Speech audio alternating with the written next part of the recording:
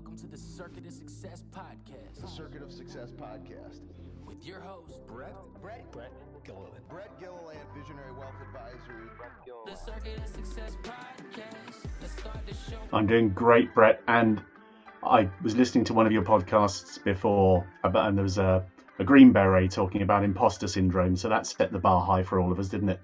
But I was, I walked into a bookshop this week and found my book in real life for the first time. It's just been released, and I was so excited to see it was next to Brené Brown, the amazing Brené Brown's books. Andy Brown, Brené Brown, obviously. And I said to the lady in the bookshop, you know, it's incredible to see my book next to a real author. And she turned to me and she said, "You're a real author." And I thought, that's right. And that's, you know, it's hard to believe. And imposter syndrome, Green Beret, author of a first-time book, whatever, we can all struggle with it. So I thought it was a great podcast. I really enjoyed it. Awesome. Well, thank you for listening. And yes, he was a great guest, and what a career that guy's had, huh? But we are here to talk about Andy Brown, and you're what would you say, 150 miles southwest of London? That's it. Yeah, that puts it pretty exactly for everyone who wants to come and find me. It's it's in a county called Dorchester, which is a very old part of England. Yeah, absolutely. Well, thanks for being with us. Amazing what technology can do, isn't it? It's what is it, 4 o'clock your time, 10 o'clock my time, and we're halfway across the country from each other, and here we are having a conversation. So, or not country, the world. But anyway, you again are Andy Brown. You are a 35-year career of just working through helping people, helping agencies. You have an award-winning advisor and coaching business, people-based business, helping them grow sustainably and increase their value. And you've done this by enabling founders and leaders to make better decisions more quickly, as one client put it. So that's awesome, and we're excited to dive into that. But before we dive into all that stuff, can you give us a little backstory of what's made you the man you are today? I can. I think I'm not motivated by money, but I am motivated by curiosity. And I'm 58 now, so I've looked back and thought about this quite often. And all of the things that have taken me forward in my life have been because I've been curious enough to pick it up. So I talk about noticing the rock. Yeah. And a curious person doesn't just notice the rock, they pick the rock up. And maybe a really curious person, maybe you lick the rock to, you know, how curious are you, you know? Right. And that's kind of how I've been. So didn't come from any kind of privileged background, but have a bit of a brain and a lot of curiosity. And I'm just interested how things work. And that took me a very long way. I think that comes across as interest. So other people engage with you. I'm curious what makes people work. I'm curious in people, about people. So that's allowed me to align myself with a lot of very successful people, or people who've become successful as well. So spotting talent and aligning myself with successful people, those two things together have meant you get, is it all boats rise on the rising tide? That kind of idea of we all get successful together. So I wouldn't say where I've got to is down to me as much as how I've chosen to be.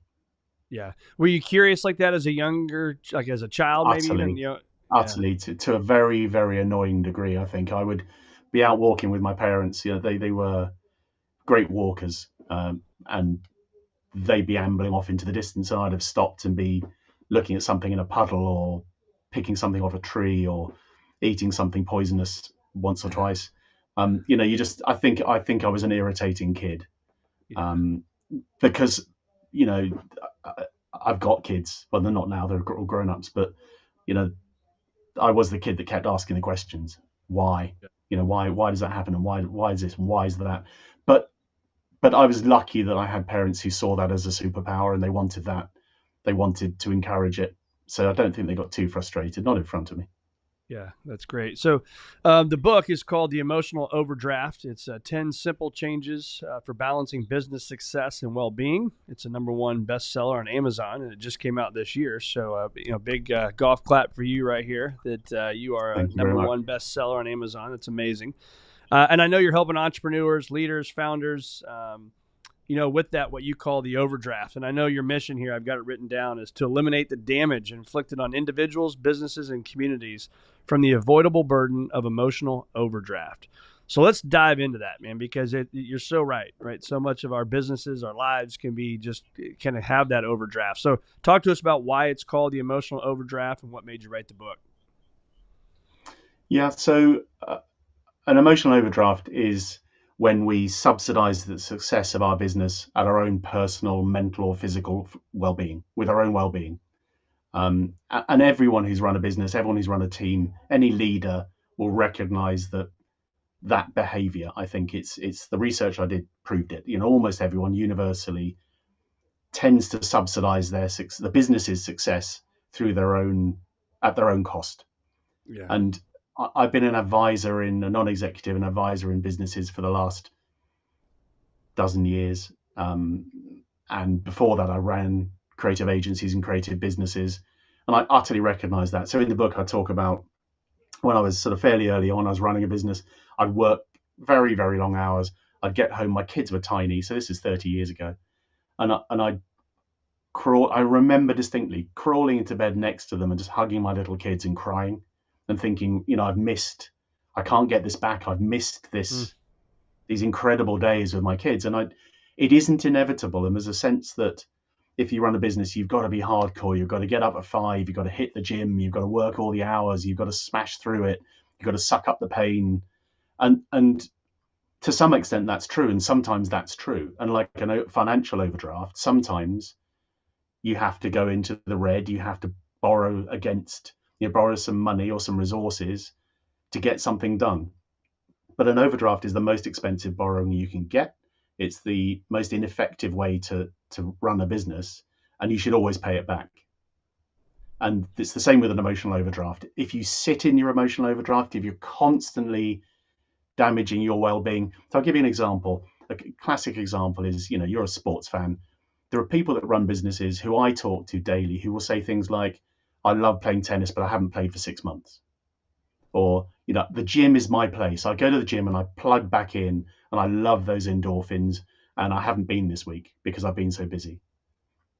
That's a tiny, obvious situation but you're physically paying some price and emotionally paying a price for not being able to run your business in a way that's sustainable, because you can't keep doing that. In the end, you'll become unhealthy. You can get damaged. The measure of an emotional overdraft is your resilience. So we talk about the measure of your quality of your ability to contribute in your business is your resilience. And if you're not resilient, if you're not able to bounce back, if you're not able to keep coming and keep going at it, you will suffer. All the people around you will suffer. Your family, your friends, your community, your colleagues, your staff. So we're more like electric cars than anything else. We need to plug in every 300 miles or 150 miles, or is it 50 miles? And electric cars don't go that far, do they? But we need to plug in and recharge. And of course you do. And with an electric car, we go, it's obvious, of course you do, but we're just the same. We need to plug into our source of resilience and the things that we do. And it could be just spending time with our family. It could be doing our sports. It could be reading a book. It could be writing a book. Whatever you plug back into, that's the thing. And what I'm saying in emotional overdraft is, I'm giving it a name, firstly. I think it's important if we can label it, then we can do something with it, just recognizing it. And it's not inevitable. There are people that run businesses that, I won't use work-life balance because I don't believe there is such a thing. I think there is your life.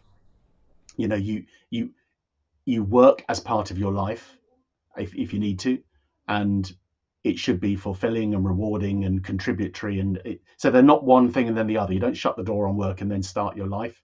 If you do, that's grind. So it's not that. It's more to do with a level of fulfillment in your life where you can really contribute and you can really drive hard. So that's where the idea of emotional overdraft came from. Really, the work I was doing with clients who again and again were telling me things, and I was thinking, this is not a sustainable way of running a business. And the advice I was giving was all about how they could address this, what they could do about it. To delegate.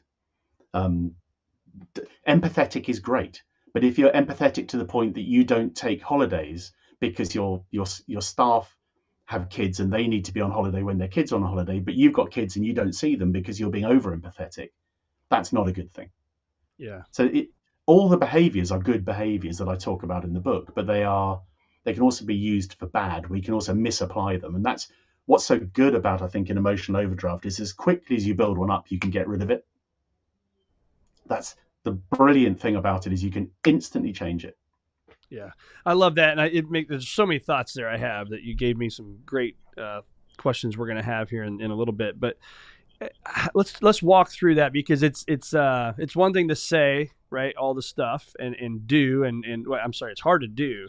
So how do you get people to do that? Meaning take time off, take time to read, because I think as busy people, as entrepreneurs, as business owners, as hard charging people that listen to this podcast, it's hard to shut it down. And I struggled with it for years, right? Because then I felt like, okay, if I'm doing these things that I need to do that I know are going to help me in my life, and it's going to make me a better leader, a better husband, a better father, a better friend. But I struggle with it when I was in the moment. So how do we get off that treadmill of the busy life, enjoy the moment that we're in versus being stressed about it? It's a great question. There's a lot of ways to answer it. And the bulk of the book is about how do you, what tactics do you actually use to do that? But I'll give you a real life example. I was interviewing a lady that runs a very successful, in fact, my publisher. So she runs a publishing business, done it for 15 years. And she's run for over 2,000 days consecutively. Wow. She runs a business. She's got a family. She's got all those other pressures we've got. And I said, how on earth do you manage to run every day? I'm a runner. I love running, but I can't do it every day. 2,000 days plus, it's nearly 6 years, every day without missing a day. Even when she's abroad, she finds. And she said the shift was when I used to think of myself as someone who tries to run every day. And she said the shift was when I described myself in my own head to me as someone who runs every day. And the difference is, if you try to run every day, you give yourself permission to occasionally not take run. A day off. You can, because you're trying to run every day, but today I didn't. If you identify as someone who runs every day, you will find a way to run every day, because you're someone who runs every day. And this is sort of like atomic habits and those sorts of, it's small behavior change thinking. So that's one example. It's a reframe, it's called. If you can reframe how you think about what you do. But even then, I think that we have to articulate that to ourselves over and over and over, right? You can't just be like, oh, okay, I listened to that podcast with, Andy and Brett. Now I'm going to be a runner, using that example, right? Yeah. I mean, it's commitment, and it's something every day. It absolutely is. And if you do, I was thinking, is it Tiny Habits? I forgot who wrote that. That Atomic Habits was based on, but utterly brilliant book. They talk about how you start with something small. So this is, the Brits classically have terrible teeth. That's how you perceive us, I think, over there, amongst other things. But if you want to start flossing, what they talk about is saying you can't instantly, if you've never flossed, you can't become someone who flosses every day. It won't happen. But what you can do is you can get the floss out every day, or you can cut a piece of floss off every day. That's the first habit. And you just spend a week every day, open up the floss, cut a bit of floss, and then you've got the floss. And if you do that every day, that starts to become a habit. And if you've got it in your hand, then next week, floss one tooth. Just floss one tooth, because you're someone who flosses. Yeah. And then you can add it and add it. So habits are about building up layers and layers and layers. But that and the running example are the running example. When I asked her how she did it, she told me, she said, I put my sneakers on. I put my sneakers by the front door and I put my sneakers on. And she said, by the time I got those on, and for her, a run is 2K, so a mile and a half. So it's not a run unless it's a mile and a half, but she didn't have to run 10K or, a marathon. So it's achievable. And by the time she put the sneakers on, she said, well, I might as well go for the run. So the habit started by putting the sneakers by the front door. So that's how you make the change. But the critical thing, I think, here is that she recognized the need to change something. And with emotional overdraft, if you're running a business, if you're leading teams, it's recognizing in the moment that you're doing something that is unhelpful and unconstructive and unsustainable. and recognize it is the first step to then creating new habit. If you don't recognize the habit, if you don't think of it as habitual behavior, then here's a classic. You finish work, you go home, you eat your dinner, you open your laptop, and you carry on working. There's a whole sequence of habits that have happened there. If you don't recognize those things as behaviors, which is habits, then the answer is you'll never change. If you recognize that opening the laptop means it's probably every time you open that laptop, you're damaging the relationship with the person you live with, then if you choose to open the laptop, at least you know that you're doing it consciously and you're going to create some implication and consequence. So you start by going, okay, I won't open my laptop, and then it goes from there. I think that's probably how I do it. The other way to think about it is there's some great writing around what's called the 3 principles. And this is the idea that your thinking creates, this is a complex and slightly meta thought, but it's correct. We live in our own thinking. We create our own environment. We experience the world through our own thinking. It feels like other people are affecting it, but actually we create it literally in our own brains, how we experience the world. So everyone experiences the same thing differently. You go to a concert, go to a sporting event, we all create that event, even though it's identical. We create, so our thinking creates our feelings, and our feelings dictate all of the outcomes, our behaviors and our outcomes. So if we feel angry, we might get cross, we might shout at someone, we might snap at our kids, and that dictates the outcome. So our thinking drives our feelings, which drives our behaviors, which drives the outcomes we experience. Yeah. So if you want to start spotting the behaviors, the habits, look for the feelings, because the feelings are a measure of the quality of your thinking. So if you're frustrated, what's the thinking that's happening that's causing you to feel frustrated? If you're irritated by something, if you're angry about something, it doesn't matter. I mean, Brené Brown defines 87 different emotions, and I could list them all, but I won't. But if you look for your feelings, and they are the measure of the quality of your thinking, and that's the way I spot. That's the way I mean, I used to be quite an angry guy, and I used to, I had some counselling around it, and I've read some books about it. And this allowed me to suddenly realize, when I realized that my feelings were behaving that way, what was that welling up of kind of frustration and irritation and anger that was coming up in me? I could recognize that and go, okay, now where's that coming from? What's driving that thing? What's the thinking I'm creating that's making that happen? Yeah, and it's quite a big subject. It's quite a big subject, and I it's a lot to explore. But you asked me the question. Yeah, no, it is, but it makes me think about this quote I've been saying a lot lately in these podcasts. But are making decisions based on knowledge, not on emotion, and it's really in line with what you're saying, right? Because whether that's running, whether that's flossing, whether it's whatever it may be, if I have to continually make it on emotion, I'm not going to go run. Right? I'm not going to go to the gym. I'm not going to read the 10 pages a day. I'm not going to journal. I'm not going to meditate. I'm not going to work out, right? I'm not going to eat healthy. It goes on and on and on, right? And I think so much of what we do as humans, we have to start thinking about that knowledge and just telling us first, the knowledge says this, don't do this based on the emotion. So when you hear that and you hear me explain that, thoughts? Spot on. And we will not succeed. You will not succeed if you think you can muscle your way through it. Yeah. If you think the answer is just to push through, that is not how you create habits.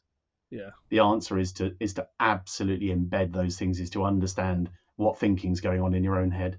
So it's, we're told as kids, we're told again and again, just push through, keep going. You can't determine your way through these things.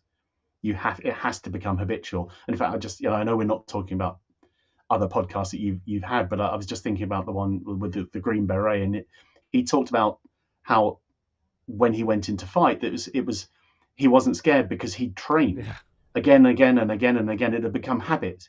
And I listened to that and thought, how in goodness sake is he not terrified at that point? I was thinking the same thing. But it's training, and it's habitual. And if he can do that, then we can do this with delegation. We can do this with running our business. We can do this with shutting our laptop and talking to our partner. These are things that we can change, but you have to deliberately go after them. Yeah. You definitely do. So I'm Catholic, and so obviously Lent's going on right now, and us, Catholics, think we got to give something up or do something. But one of the things, and I'll be very transparent. I think we all, maybe not all, but some of us do this, is we look at our phone. Right, it's easy to grab wherever my phone's at. It's easy to grab that phone while we're driving. You're getting to a stop sign, or you're in traffic. And so for Lent, I'm giving that up. And in return, when I go to grab my phone, which you do it, right? I'm only a couple weeks in now. I change that into, can't do that. And now I got to go to prayer, right? So for me, it's been very helpful to start a new thing that I hope in that 40 days will turn into this habit. And it's amazing how when you make a change in your life, how new and fresh and fun it is. And so my question to you is there anything new for you that you've done recently, call it last couple of years, it's really been a game changer for you that you've added to your life?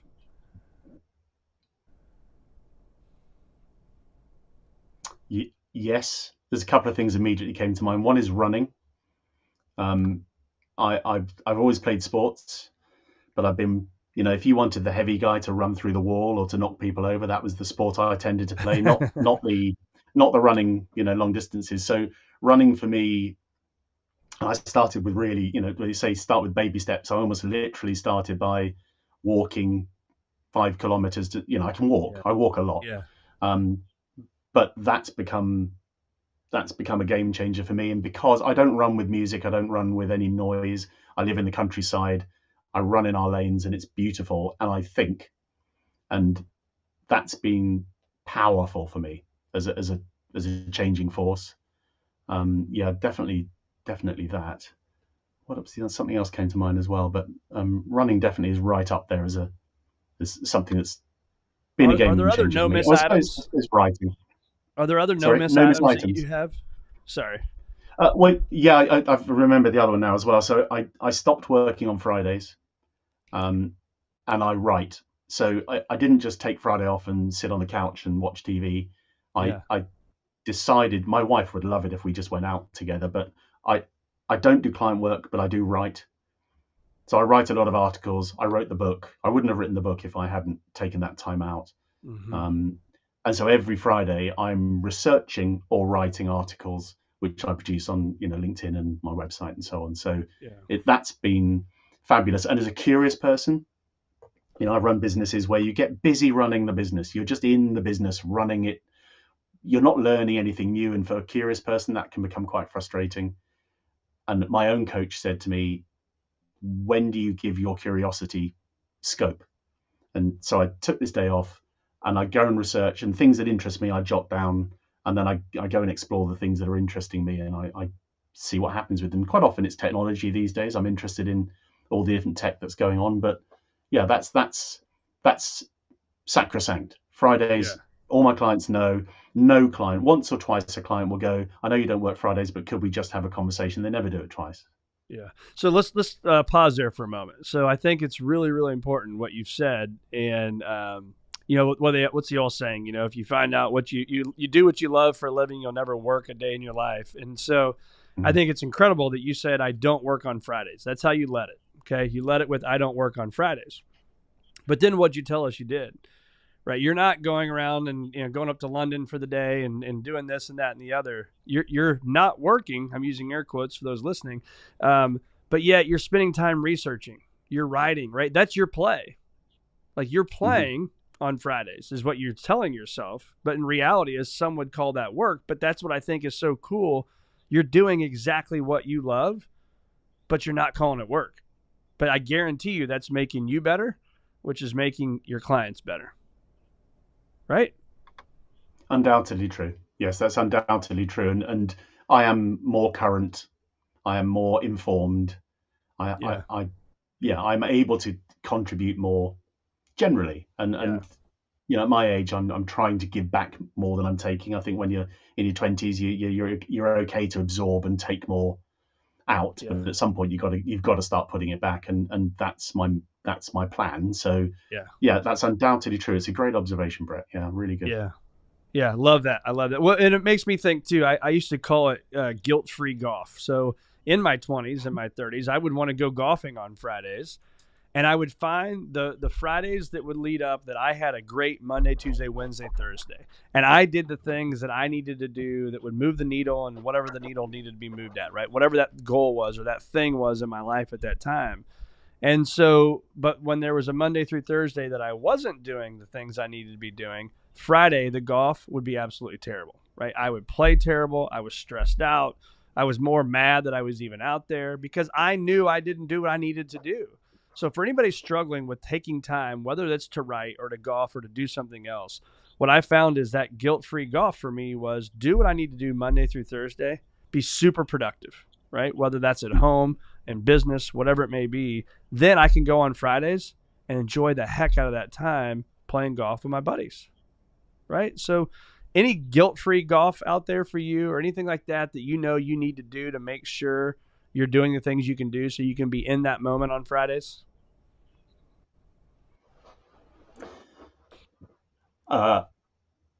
So are you asking me what I do to be productive?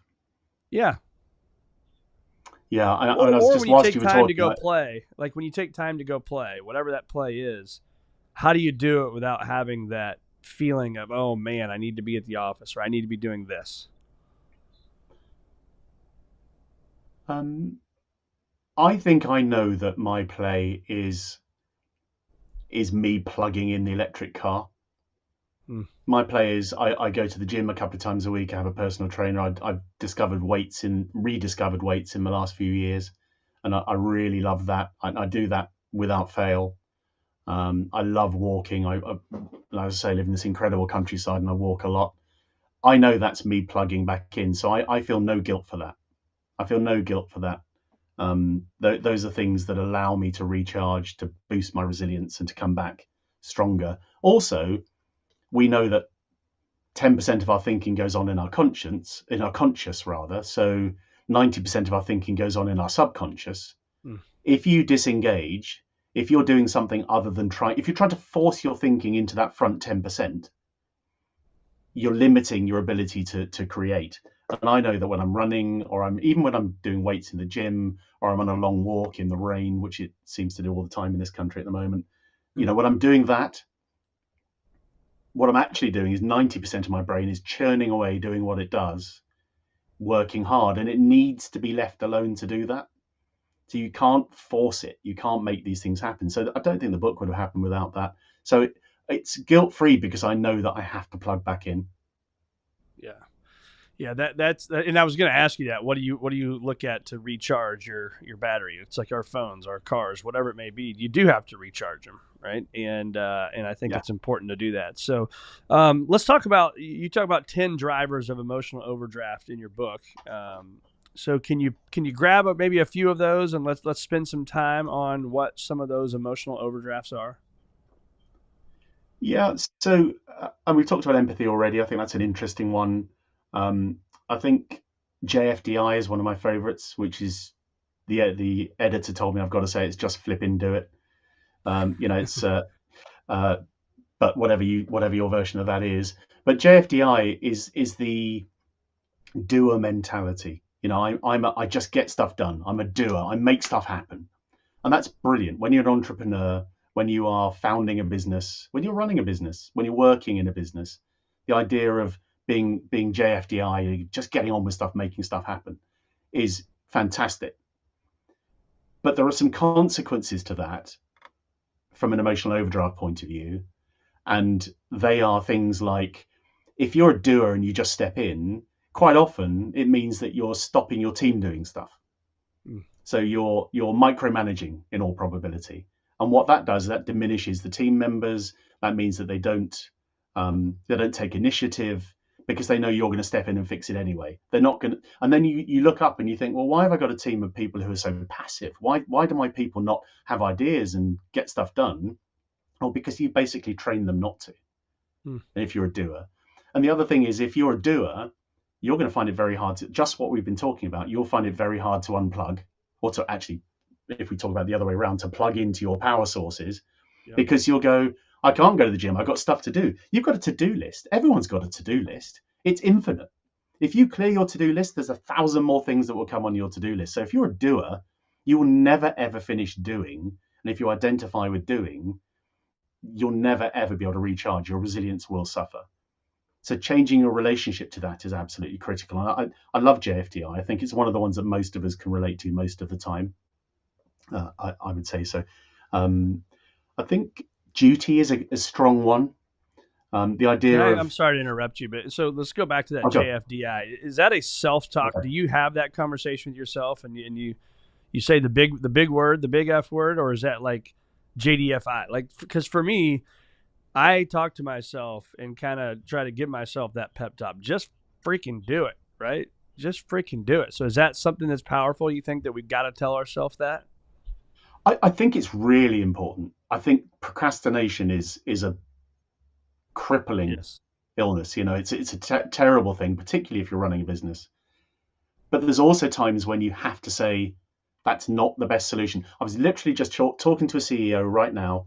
She'd been to the States to brief a new member of staff, and she'd come away and she said, I've come away with this big list of actions.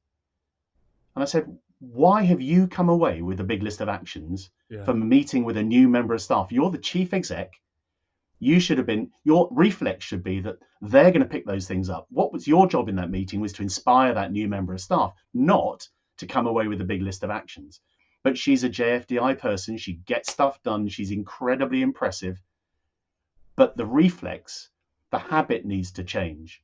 So for leaders and founders and entrepreneurs, the JFDI mentality, all of these are good and bad. It's like SWOT analysis. I don't know if you did SWOT at college, but strengths and weaknesses, opportunities and threats.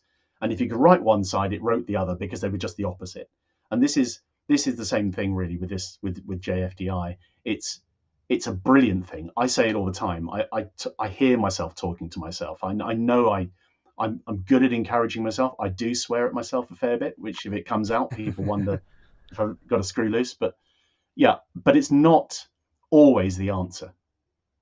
And that's the thing. And if you identify, it's worse if you identify. So I'll speak to a founder I might be working with, and they'll say to me, I'm a doer. I identify as someone who gets stuff done. I had to catch myself there and say stuff. That mentality, and I say to them, I love that, but that's not real. It's not true. You aren't just someone who gets stuff done. You are someone who can get stuff done when you need to. When you need to be focused, you get stuff done. But you also need to be someone who can delegate. You need to be someone who doesn't identify with the work that they do, because if you can't get away from that, you limit your business. And the whole point about emotional overdraft is that it's not only limiting you and physically damaging your resilience, it's also limiting your business. Mm-hmm. So in the context of a business, they're limiting behaviors because you want your team to come through and discover these things. You want to leave headroom for people to come through, which is why the trust driver is so important. Trust is incredibly important. And if you don't trust people, then you know the consequences of not trusting your team. I mean, why are you hiring people you don't trust for that matter? But right. So it fits. They're sort of interlinked with each other really to a great extent. How often do you go through and find out? I read a book. I don't know if you've read the book Who, Not How, but it's a great book, and it talks about the who's of your life, right? Because I think a lot of people, we will say, I want to do A, B, and C, and then we take it all on ourselves. Oh, I've got to do this, or I've got to do that, right? And we only look internally of what we've got to do. And what this book, Who, Not How, has helped me with was who is going to help me with this thing, right? And empower those people to, dream big and think big and embrace whatever's going to happen to help them grow in their profession, right? And so do you have those who, or do you have that process built out that you go through and figure out what things do you need to get off your plate so you can be the best, Andy? I'm not sure if I do consciously. I definitely do instinctively. I think just as part of my routine, I do that. I've always been good at that. I've been good at spotting talent. I've been good at cultivating talent. And there are people now who run businesses who will still contact me and say, that was the best time. I learned so much. It was kind of set me on my course, which is a reward in itself. But I not consciously, but I do have a personal board. So we talk about a board in a company. I have a personal board, and I have a coach. I have a mentor, who was my first boss, as it happens, still going. I have a peer. It's good to have a peer in the industry who you can talk to. So I have 5 or 6 people I can go to. I've got my coach, but I also got my physical coach, my trainer, Derek. And those are, I suppose, those are the people. If I'm not sure about my next step, I can tap into my personal board, and those people know that I don't have to ask a favor of them. I don't have to couch anything. I don't have to put it in any terms. I can just be me with them, and they have different jobs in my life, and they know it. And I ask them to do those, to pick up those jobs. So probably I use my personal board in that way to some extent. But I totally recognize what you're saying as the who not how is a fabulous way of thinking about it. So I think I do instinctively, but I hadn't recognized the term, and I'm definitely getting the book. Yes, definitely get the book. It's a great book. So you talked about JFDI. What's another emotional overdraft from the book? Oh, so these are the sort of 10 drivers I identified from the research that I did. Duty is one I like. So this is the idea that duty, D-U-T-Y. Yeah, okay. How do you pronounce that? No, I was just making sure I understood it correctly. Duty. I say it the same way. I just make duty, sure. Yeah. Duty. It's our duty. Duty, whatever.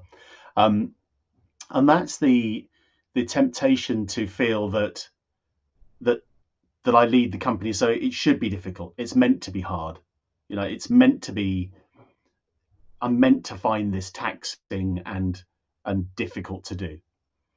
And a lot of people feel that way. They go, well, that's, I'm the leader of the company. I founded this thing. I'm meant to take the pain. I'm meant to suck this up. I'm the one that's supposed to suffer, and they shouldn't.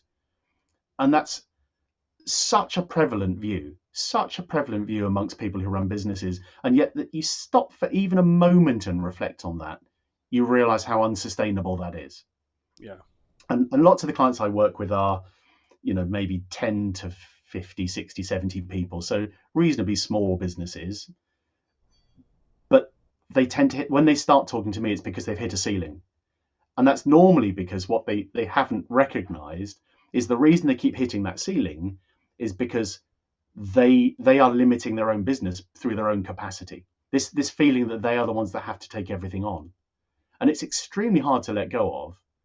But if you can go, the way I'm going to scale this business is by employing great people, by giving them opportunities, by being clear with them. I talk about clarity being kindness. Clarity is kindness. It's a lovely expression, because the clearer you are with people, the more opportunity they have to thrive and grow.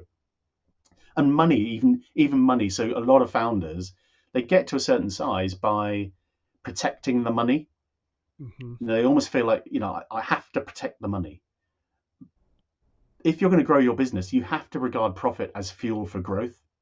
Your job is not to hoard as much money as you can. Your job is to use that profitability to drive growth in the business. It's the fuel for growth. And again, that comes from that sense of my duty is to protect the business. You're not protecting your business if all you're doing is sitting on the cash. Yeah. That's actually damaging the business. You should be using that to hire better people, do new things, enter new markets, buy other companies, innovate, create new ideas, put something back into society. You shouldn't just be hoarding the money. And that's that duty. I can't even say it. Sorry, I can't say it in American. But that's that. I think you're doing great. I'm so sorry. Is it 2 countries divided by a common language? Isn't that the expression? So that's one of the drivers I really like, and it's such a simple one.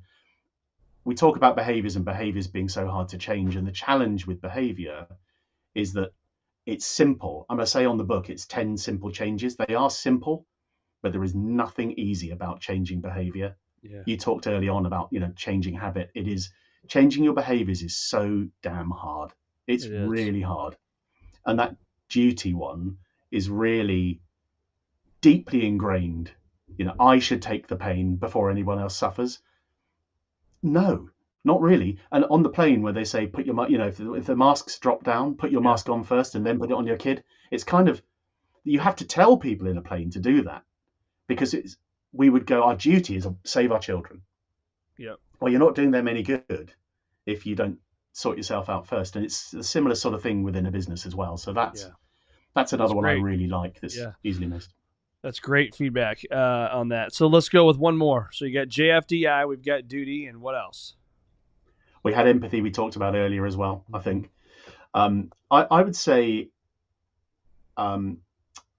cost is a great one. So the cost, the sort of things you might be saying is we're short of money. We can't afford it right now.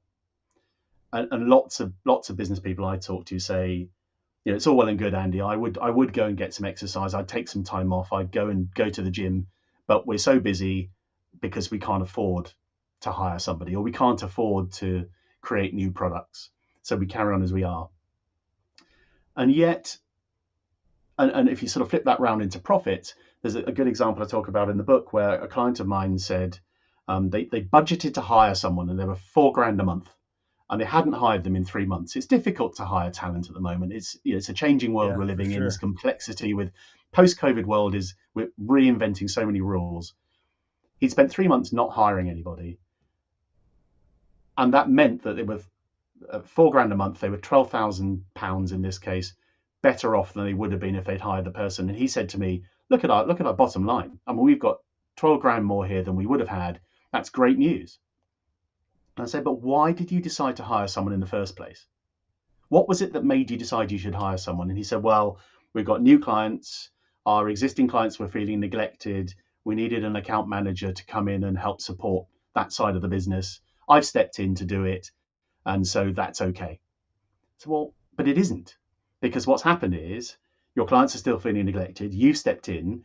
What were you doing before? What should you, as the chief exec, be doing in this company? You should be looking at the horizon. You should be looking for where we should be going. You should be inspiring your teams. You should be driving change. You should not be doing an account manager's job, $50,000 a year job.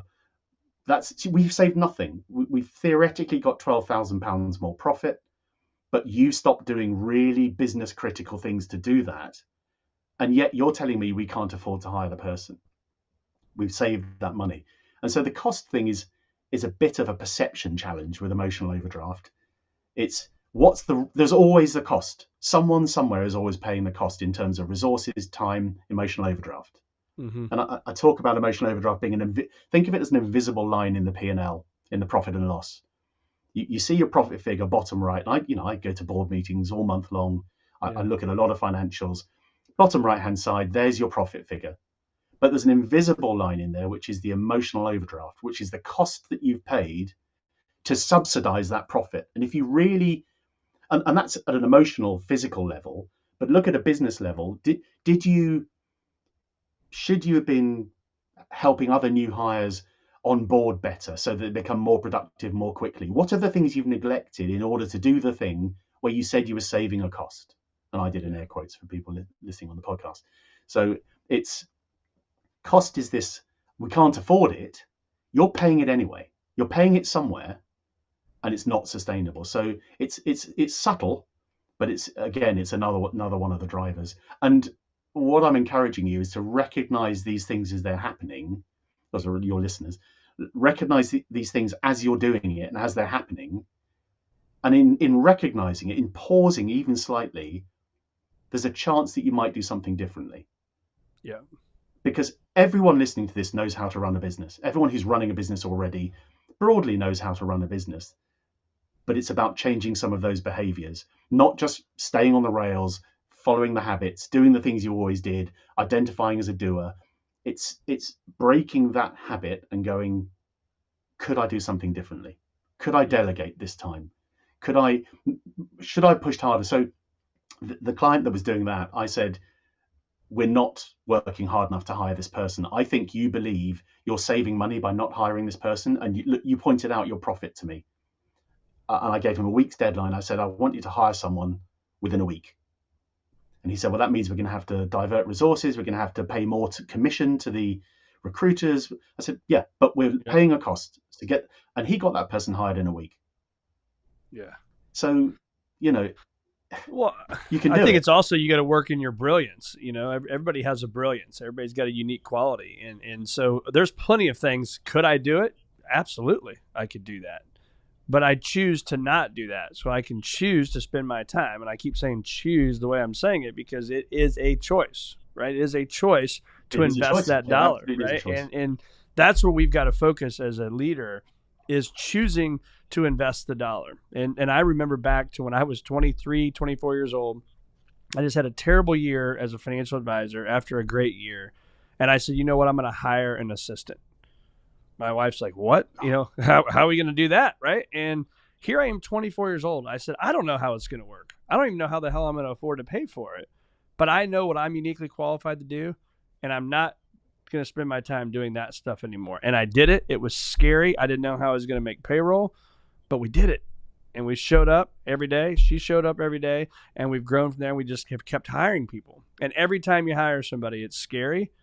But every time I've done it, it's actually improved the bottom line versus making the bottom line go down, which is what we're all afraid of. Absolutely nailed it. Absolutely nailed it. I've had a client who was growing his business really quickly in the States. And I said, he went on a road trip, on a new business road trip. And I said, hire a driver. And he said, I'm not that guy. I'm not that guy. Yeah. I'm not in Billions or Succession or whatever, the sort of big wheeling. I'm not that guy. So Right. You are, because you need to turn up at that meeting. You need to be, you don't need to be driving and getting tired. You don't need to be trying to find somewhere to park. You don't need all that stress. I want you to turn up at those meetings, having had a nap in the car, prepared properly, focused on whatever you need to focus on, phoned your kids. You walk, you're driven up to the meeting, you walk in, you deliver, you sparkle. I call it Freddie Mercury. You go in and do the full on Freddie Mercury, and then you get back in your car and it's waiting for you and you can do the next one. And afterwards he did it. And afterwards he came back and said, that was the best advice, because every meeting I went to, I was fresh.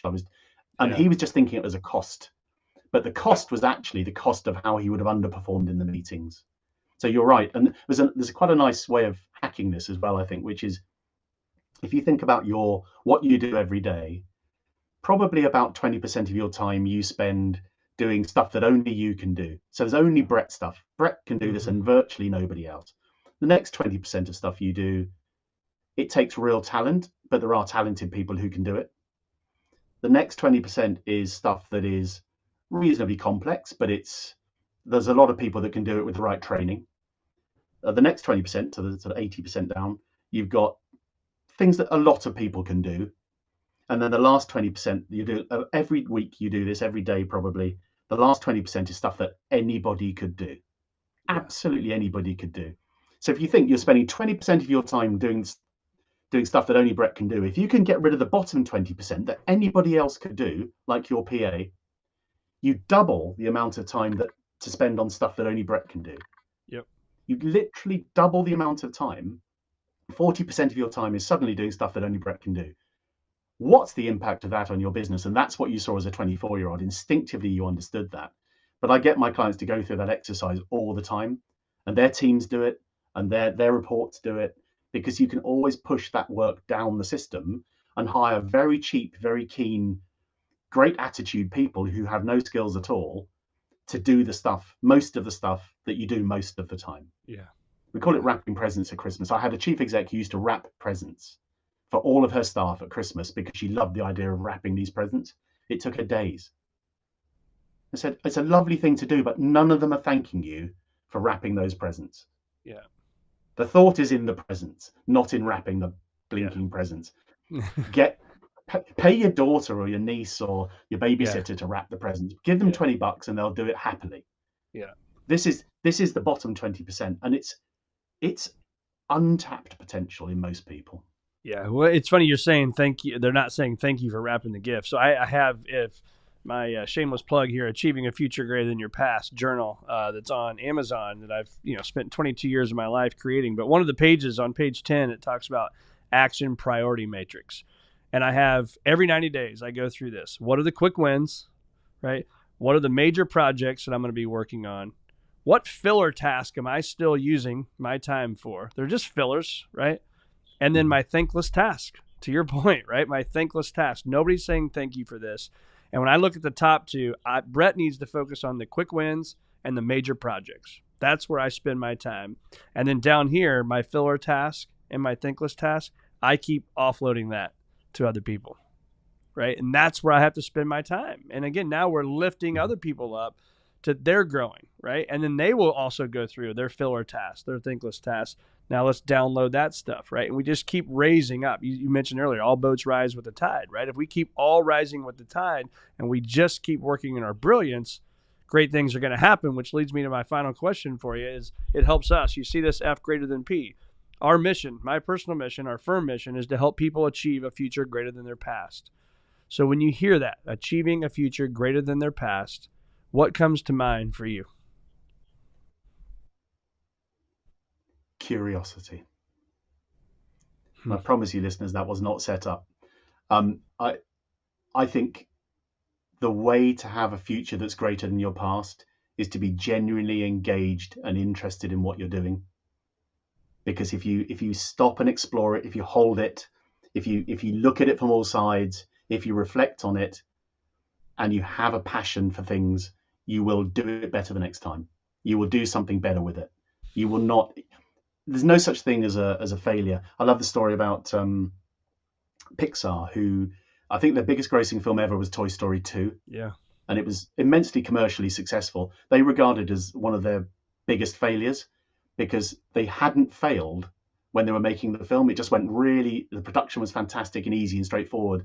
And their view of the world is that if we're not pushing out to the edges, and that's when we start to fail, then we haven't pushed far enough. And they felt they were too comfortable with Toy Story 2. So even though it was a massive success, no one within Pixar regarded that as a successful film because there wasn't enough failure. And I think curiosity is about going, well, why did that happen? What could I have done differently? How could I have done that? Who else could have helped me? The who, not the how. Yeah. All these things all the time. This is be curious, be interested. Come on podcasts like this. Listen, we're having a conversation. We're not doing a podcast. We're having an exchange of views, and I'm learning stuff here. Yeah. I'm making notes. I'm going to be buying books. This is, I think, if you are genuinely curious, and I use genuine meaningfully there, not just in the trite sense. If you're genuinely curious, your future will definitely be better than your past. Yeah. Amen to that. Andy Brown, where do our listeners find more of you? Emotionaloverdraft.com is the website. The book is The Emotional Overdraft. You can buy that. People know where to buy books if they want to buy the book. That's where I'd start. But also, if you want to get in touch with people, want to get in touch with me if they have an emotional overdraft or they've got questions about it, I'm really happy. Go on the site and you can contact me. I'm happy to talk about it because I'm learning all the time. People are telling me this is how it appears for me. So if people want to talk to me about it, I'll do my best to get back to them as well and talk. Awesome. And we can find you on LinkedIn and Instagram at Andy Brown Author. So we'll put all this stuff in the show notes, and you hang with me while I hit stop here. But, man, it's been awesome having you on the Circuit of Success. As you, I've also taken a bunch of notes, and I'll be buying The Emotional Overdraft, which is the #1 bestseller on Amazon. And I'll probably buy it and have it in my office by tomorrow morning because that's how fast it'll be. So, but thanks so much, Andy, for being with me, man. It's been great. Great to meet you.